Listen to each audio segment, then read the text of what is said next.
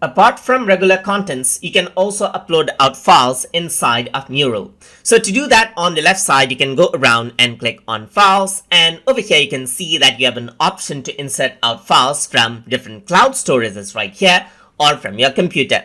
So I'm just going to go around right here and click from your computer right here, and it opens up the Explorer window. So you can go around right here, select out any image or other file, whatever you want, press open, and it'll be inserted. So in my case, you can see that this is an image and it is inserted out as an image, and you can resize this out. But if you want to insert out other file formats, then you can do that as well. For example, if I were to go around and click on files from your computer, and if I were to select, let's say, for example, kites.ai file right here and open that out, it opens out, that is, it actually loads up the vector graphics, that is the Illustrator graphics over here, as you can see, just like this. So you can see that this is kites right here, just like that. So if I were to go around over here onto, let's say, for example, not draw, but if I were to go around onto files over here and click on from your computer, you can also, like, let's say, for example, upload out Excel files right here,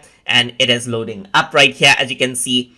So now you can see that even the Excel file, it has been loaded out, and you can just keep this inside. So you can see Microsoft Office files and then the Illustrator files, they are all supported over here, just like that.